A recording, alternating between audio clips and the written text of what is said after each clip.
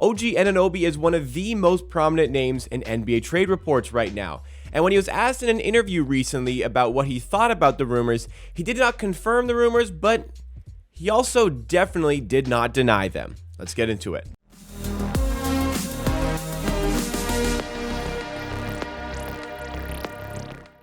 What's going on, everybody? Welcome back to Amateur Hour TV. We're back on the second channel for another video covering some additional Toronto Raptors information, news reports, and all of that stuff. So if you guys like what you see from today's video and you want to see more videos just like it on this second channel where we cover additional content we just don't have enough time to get to on the main channel, Amateur Sports, with over 14,000 subs, well, instead, we do it here. Make sure you're subscribed right now. Help us on the road to 2,000 subscribers. If you find yourself enjoying this particular video along the way, then make sure you give a thumbs up as well. And this one, I do want to cover the OG Anunoby situation because there's a lot that can really go down on a day-to-day basis here. We are just over a week away from the NBA trade deadline, which is next Thursday, February 9th at 3 p.m. And the information coming out about OG Anunoby, there's a lot of really telling pieces right now. I don't know if it's being manufactured from, other teams, opposition media to try and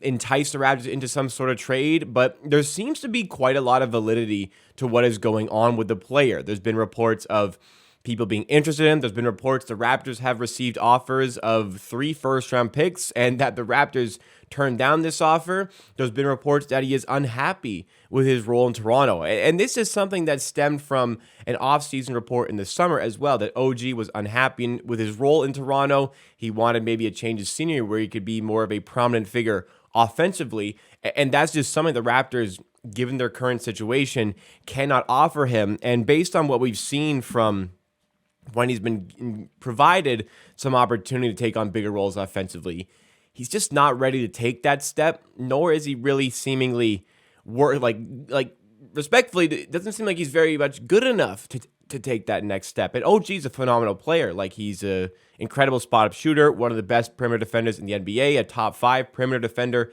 in the NBA, maybe even top 3, was in the DPOY conversation, was leading the DPOY conversation for a certain period of time as well. But self-creation offense isn't his game. We know about the defensive stuff, but he's like a 40% spot-up shooter, at least he can be. And he's great in straight-line drives to the rim. He's great when the Raptors give him a full head of steam to get to the rim. We've seen that a lot this season, but self-creation mid-range is just not his game. We've covered this sort of topic on the main channel, Amateur Sports, but I wanted to go into the conversations OG has had because he's been directly questioned about what has been going on in the media, his name being involved in all these trade reports and all these things suggesting that he is unhappy with his role in Toronto. So Michael Grange of Sportsnet recently did an interview with OG where he tried to get right into it. He asked the questions about it, and I'll just read it out over here for you guys. And Michael asked if there was anything to the rumors that he wants out of Toronto, and OG said, no, it is what it is. That he also got asked if he's happy with his role in Toronto or with the Raptors and their offense, and he said, well, the thing is, he didn't say yes, but he definitely didn't say no here. He said he's just trying to get better every day. Some games you get a bigger role. It's the same for everybody. It changes game to game. A pretty fluff answer. To be honest, from an agency perspective, if I'm OG Anunoby's agent here, I'm pretty happy with that answer. It's just kind of a fluff thing. Doesn't give any sort of information whatsoever. But if he truly was happy with his role in Toronto, he would just say he's happy with his role in Toronto. So he's definitely dodging the questions a little bit here. And then he got asked if it bothered him that his name was featured fairly prominently in trade rumors leading up to the deadline. He said, no, it doesn't bother him. What can I do about it? I didn't tell anybody to do that story or say whatever. It's not my choice, whatever is going on to be going on. I can't control it, so what's the point of being mad about it? And that's also a pretty good answer, where he's not quite denying it, but he's definitely not confirming it either. And then, as William Liu points out here, what a sharp pivot. And then Michael Grange asks, do you miss keeping up with your friends? And OG says, I have friends. That's not as much as what I'm concerned about in this. Obviously, it's this stuff up here. So OG was questioned about the rumors, had the opportunity to denounce the rumors and say, there wasn't anything wrong with this situation in Toronto. He was fine with the situation in Toronto. And he didn't take that opportunity. it felt more like, if I had to guess from the information that we have here, and I'm only going off the information that you have access to, that I have access to. I don't claim to have any additional sources here, but based on what we are seeing here from the way OG Anunoby was speaking here and from all the rumors, there's validity that he is unhappy with his role in Toronto. And just in the last week or so, all these rumors about the Raptors being offered up some trade packages for the player, because many teams can and should perceive OG Anunoby as the missing piece to their championship puzzle, because what he brings to you as a 3-and-D player is exceptional. He's elite for that sort of role.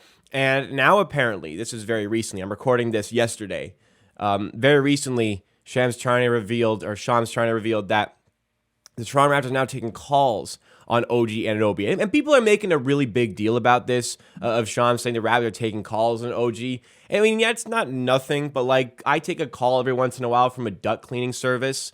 They call me, I pick up, I hear what they say, and I hang up.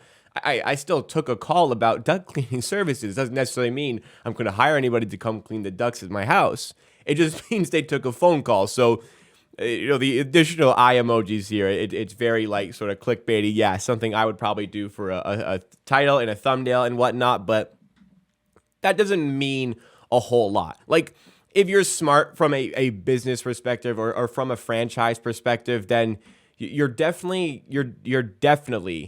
going to take your phone calls. You're going to see, what the prices are around your guys, how you can leverage that for other negotiations. Just feel around, like, what sort of offer are guys going to be placing here. And if the offer is going to be 3 first-round picks, then, I like OG Anunoby. I like him a lot. I speak very highly of OG for a lot of reasons. I think we're going to come to the point here, and I'm certainly coming to the point where I'm wondering if this is the best OG Anunoby is ever going to be, pretty much. And if it is, that's fine. This is an elite role player and somebody who can play a role on any team in the NBA, especially one vying to win an NBA championship. And replacing him, like trading OG, no matter what you get back, you're just going to spend the next period of your franchise's history looking for a player like him to supplement your championship core. But obviously, you have to get to that point where you have that championship core, and maybe a trade like this would help you do that. I'd be against trading him for the reasons that I've kind of laid out here and what he brings to a team and how important he can be to a team. I'd be against trading him. However, if he is genuinely not happy with his role in Toronto, like, I can't see much more being offered up to him based on what we've seen. Like, his handles just aren't tight enough. His mid-range game isn't smooth enough, and these things can come, but there's no signs of those things having been developing so far in his career. And I'd like to, provide him some more opportunities with the Raptors going forward, but genuinely, if he's unhappy with his role in Toronto, then, contract extension talks are coming up. I see this definitely as a good area for the Raptors to capitalize on his value and recoup some draft capital. I think that'd be great for the Raptors building their team up going forward, and that is a decent avenue to pursue. But one thing I want to reiterate here that I already mentioned on my main channel when I spoke about OG Anunoby is that he's looking for a bigger role and wants a change of scenery. What he's not realizing is that the type of teams that are going to be trading for him, the type of teams that would want like him because he's an elite 3-and-D role player, they are not going to be trading for him to give him that bigger offensive role. In fact, I think they're going to be trading for him to diminish that and force him into that specific role. Like I've seen Memphis are apparently looking into that sort of situation behind OG. The Pelicans as well. Like, those teams are even better than the Raptors. He's going to have much less freedom offensively to kind of express himself and his abilities. So I really do struggle to see the thought process here behind what OG is trying to do, because like the Raptors are not a great team. They're what are they, like 12th in the Eastern Conference right now? Unless he's going to a worse team, his role is going to shrink. So from an individual standpoint, this doesn't really make a lot of sense to why he's frustrated with his role in Toronto. But listen, if that's the case, it's a relationship we can amend. Let's see what we can get from him through a trade by the trade deadline. There's a possibility that you're going to get like a good load of picks. It's a possibility that Masai Ujiri can leverage every team's offer against each other to try to extrapolate the highest amount of value possible for the player. And I just feel like the Raptors do need to shake up their roster, shake up their franchise. So, if something big like this happens where the Raptors can kind of retool their team with the assets, then I think that's an interesting avenue for the Raptors to pursue, and I'd be supportive of that if OG genuinely does want to leave. All right, guys, that is it for today on Amateur TV. If you guys did enjoy this video, make sure to hit that like button. It goes a long way to supporting the channel, and subscribe for more Raptors and NBA content just like this. With so many different trades going on the next week and a half, I'll be covering so many trades from Raptors to across the NBA. You want to be involved with the second channel, Amateur TV, and make sure to also subscribe to my main channel, Amateur Sports, if you like the Toronto Raptors. We'll see you again next time for more from Amateur TV.